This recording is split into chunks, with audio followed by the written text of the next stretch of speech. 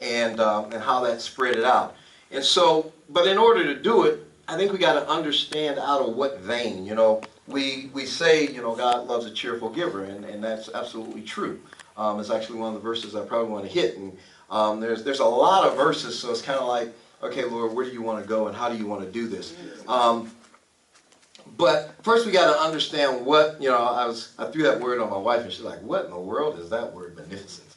And I'd never heard it either until I seen it. And,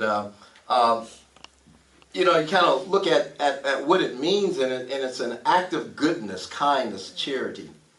The Bible contains many statements which makes it plain that no man can be a true servant of God who is not beneficent towards his fellow man. Amen. And so if that's not there, and we've been talking about love, so it's kind of really cool that a lot of the stuff that cranks out of that particular word is part of love. I mean, the goodness, the kindness, the charity, and in this context, the charity is more charitable giving, more helping people than it is the charity that we tend to speak of in love. But nevertheless, all of this runs out of the vein of love. And so Apostle Paul, again, was making it very, very clear to the church that there was something that he needed to encourage them in. And that was to help the church in Jerusalem that was actually in a pretty bad way. And so when we look at that, and we put it all in its context, and we haven't even got to the liberality yet, but when we just look at this part of the context, we can actually see that Apostle Paul is approaching this from the perspective that I need to get to a place where you understand out of what vein this thing flows. Mm-hmm. And so a lot of times when we're dealing with giving, we just deal with it out of the vein of giving. All right. And it's kind of like, well, you just give, and not really understand kind of like the spirit behind it. All right. Granted, the cheerful giver, but what does that mean? I mean, one of the illustrations that I looked at was the widow's mite, and the fact that she entered into the temple, and as she entered into the temple, she placed her 2 coins in the plate that she entered into the temple. And Jesus noticed that. He noticed that she was doing that, and he noticed what others were doing, and he commented to his disciples that, did you see how the rich gave, out of their surplus, mm-hmm. Right. But how she gave out of her lack? And he says, I declare unto you that proportionally speaking, she gave way more proportionally than they did. All right. And so, in the context of it, you can even see that it's not even the amount that he was so much dealing with as it was the vein of the heart that it was flowing from. And so, a lot of times when we're dealing with it, sometimes, we do it as though it was, like, okay, I've been commanded to do this. And we kind of missed the big point, because Paul, in this writing, he actually told them that I am not commanding you to do this. All right. So it was like, I'm not demanding or commanding you to do this, but I am encouraging you to do this, because you need to understand that the God that you serve, he became poor so that you can become rich. All right. And so, when you start contrasting, you say, wow, God, this is pretty big stuff. It's pretty big stuff with you, because you're giving God, and because we're your children, we ought to be operating in the same way. And so, so it's kind of like, let's separate out the various things here. Let's separate out alms, and let's separate out offerings, and let's separate out what we call our sacrificial offerings, and all of those things, to get a little bit more clarity on how the Bible actually deals with them. Like alms, when the Bible is dealing with alms, and it deals with alms all over the place, alms giving, he's actually dealing with giving to the poor, taking care of a need of individuals who are in need or a situation, as we have in Jerusalem. And so that would actually crank out into alms giving. And we find that also to be true with Cornelius' house, where it says that the angel came to him and says, your prayer and your alms giving has come up before the Lord. Which said about Cornelius was he was a man who was about taking care of the poor. He was consistently giving to the poor. God was so concerned about it that he said that if you have a farm, if you have farm and you're farming that farm, that when it comes time to harvest that crop, the rule was that God had given the people is don't harvest the entire crop. Leave some back for the poor. And he said, don't leave the scraps behind, leave good stuff behind. And so he was that concerned about the poor. And so you've seen God beginning to instill in his people this notion of having a heart to give. All right. Having a heart to give. And he's never ever changed from that. He is still in the place where he wants his people to have a heart to give. But he wants them to give out of the right heart. All right. And so sometimes, you know, we see in certain churches that is really tight. Financially, it's really tight. And it's mainly probably because, like Deke said, people haven't been taught to give. All right. You know, they've been browbeaten, they've been beaten up, they've been threatened, but they haven't been taught to give.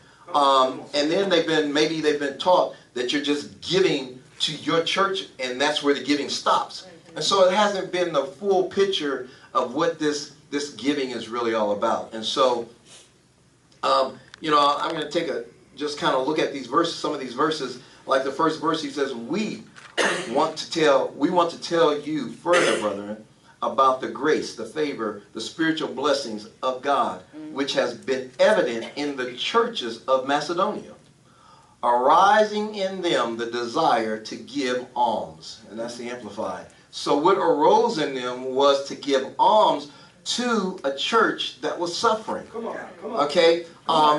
Nobody had to prompt them. Right. They heard about what was going on, and it just rose up in them. I want to do something. I want to participate in helping.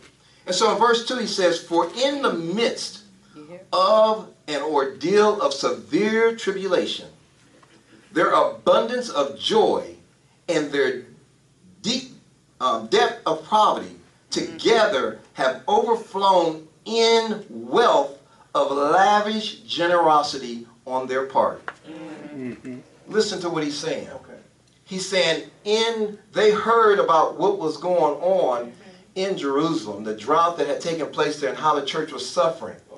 He says in their poverty, in their lack, there arose in them that they lavished on somebody else's wealth. How do you lavish wealth on somebody when you don't have much yourself? Come on. See, we think you got to have much to bless somebody. But Apostle Paul says that's not what they did. He says they went to the depth of their poverty together and have overflown in wealth of lavish generosity on their part. The wealth came out of their generosity. Their wealth came out of their heart to want to help and to want to give. They didn't count their pennies. They didn't count what they had in their checking account or in their banking account. They didn't count whether or not they were going to have enough to survive on. It was simply, there is a need, and I want to be a part of helping. Come on. So it's almost like they was like Jesus was saying, where Jesus says, I will become poor so you can become wealthy. They say, I will become poorer so that you can become wealthy. All right. And see, we don't think like that sometimes. Sometimes we think that, well, I ain't got but so much myself. And so I can't do nothing. And so instead of doing something, we do nothing. Because we look at what we don't have, and based off of what we don't have, we say, well, I don't have, so therefore I don't do anything. There are people who don't go to church because they say they don't have anything to put in. It's not that they don't have anything to put in, it's that they don't have what they want to put in. Yeah, say it. They got something they can put in. Always. If they walked in and did like the widow, and just put it in the 2 mites, which was a fraction of a penny. So you can't tell me you ain't got a penny. So God is like, it's not the amount, it's the mindset. It's the mindset. It's the heart. See, you don't understand that your lack is wealth to somebody else. Come on. What you think ain't enough is just lavishing on somebody else's wealth. What if everybody in here gave somebody walking through the parking lot $1. Right. Now that person had nothing when they was walking through the lot. We all only had $2 ourselves. We gave them $1. They walk away wealthy in comparison to us. Yeah. So out of our lack, we cause them to be wealthy. And so Apostle Paul is like really encouraging them, because he says in verse 3, he says, "For as I bear witness, they gave according to their ability, yes, and beyond their ability. And they did it," and this is key, they did it voluntarily. That's right. Nobody twist their arm. That's right. That's right. Nobody stood up and preached a sermon to make them feel guilty. That's right. They simply heard about what was going on, and their heart was pricked with compassion for their right. fellow man. Yeah. And they said, according to my ability, I'm going to give. They didn't say, I'm not going to give according to what I don't have. They said, according to what I do have, I'm going to give. Come on now. And what you give and what I give, we don't compare. All right. It ain't about how much you gave and me trying to keep up with what you gave. Right. It's about me That's right. realizing, and out of compassion and out of love and out of the spirit of charity and wanting to be charitable, that I go forth and bless Yes. out of my ability. Thank you, Lord. Thank you. Thank you, Lord. Not off of somebody's ability to stand up and tell me you ought to be able to do this, that, and the other. Come on. Paul didn't set an amount for anybody. He allowed their hearts to get together. And when we get down here, they really do something to really let you know that out of the vein that they were given, they were so connected and so in tune with God that what they gave out of their ability had a lot to do with what they had in conversation with God. Thank you, Lord. Thank you. Say that. So it wasn't a prescribed Say it now. amount. It wasn't, well, let me look at what I got to pay, Right. what I got to do. Right. What you giving, brother? Right. What you giving, Come on, sister? yeah. Pastor, what should I give? Right. No, it wasn't like that at all. Wasn't no 10%. No, it wasn't that at all. As a matter of fact, I think they probably did better. Yes. Come on. Superseded. Yes.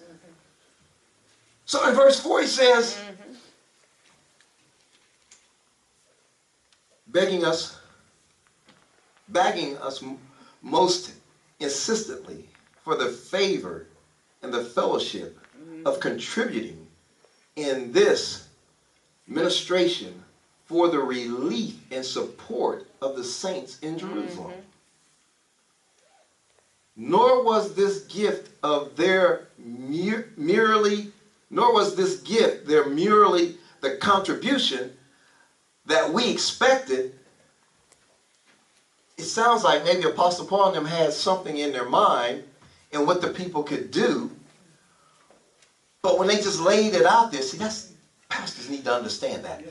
When they just laid it out there and let God go to work, when you teach it right, and God go to work, it says that, but first they gave themselves, that we expected. Then it says, but first they gave themselves to the Lord.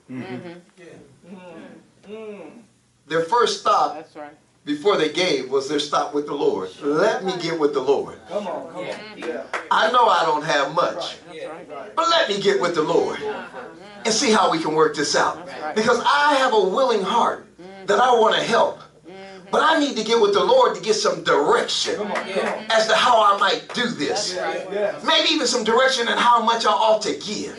So that I don't be running with the Joneses. So I'll be trying to keep up with Brother Markel over there. Come on. So I can just give based off of what the Lord has told me. And when somebody stand up and tell me that you should have gave 50, I can be good within myself because I know I laid before the Lord and the Lord told me what I need you to do is $10. Come on. When I do it based off of being with the Lord, the amount that actually makes it to the designated place All right. exceeds the expectation of the person looking for it. Come on, come on. Come on now. We just got to get God involved. That's right. That's right. That's good. And then we got to be obedient to Him. Amen. Because God may lay a amount on you and you look and you say, well, God, that seems to be a little bit more than I had in my head. Right. And you just got to roll with God on this That's thing. right. That's right. And it sounds like that's what they did. It says, and to us, verse 5, as His agents, by the will of God, entirely disregarding their personal interests, they gave as much as they possibly could, having put themselves at our disposal to be directed by the will of God. Did you hear what it said? They put themselves aside. They disregarding their own personal interests. Come on now. Come on. What could your personal interest be? Well, God gonna bless me if I give y'all this. See. I know there's a blessing in here for me. See, that's a personal interest to me. That's like an investment. They put all that on the side. It's like they weren't concerned about what God was going to give them in return. That's right. They were only concerned about what they could do for their fellow man. That's right. That's right. Wow. And then it says they gave as much. They gave as much as they possibly could. That's right. Think about that. That means they went to the brink and past the brink of what they thought they could do. That's right. Come on That's now. right. And they went to a place of what I believe I believe I can do this. But if you already in poverty Come on. Come on. and you still saying out of that poverty I believe I can do this, Wow. Thank you, Jesus. out of what I don't have I still believe I can help you. I know I'm saving up for my rainy day, Yes. but out of what I don't have I believe I can do something. So much so that we have urged Titus that he began it. We urge Titus that as he began it, he should also complete this beneficent and gracious contribution among the church of Corinth. Come on now. That's where I got the word from. It's in the text. He's saying out of what, and then he gets into where they were. But out of, he made the comparison. He's talking to the church of Corinth. He's saying, this is what Macedonia done. He said, now Titus, go to them and encourage them to continue in what they started. Continue in this vein of charity. Continue in this vein of goodness. Continue in this vein of kindness. And he says, now as you abound and excel and are at the front in everything, in faith, in expressing yourselves, in knowledge, in all zeal, and in your love for us, and then he puts in parentheses, see to it That's right. that you come to the front now and abound and excel in this gracious work of alms giving also.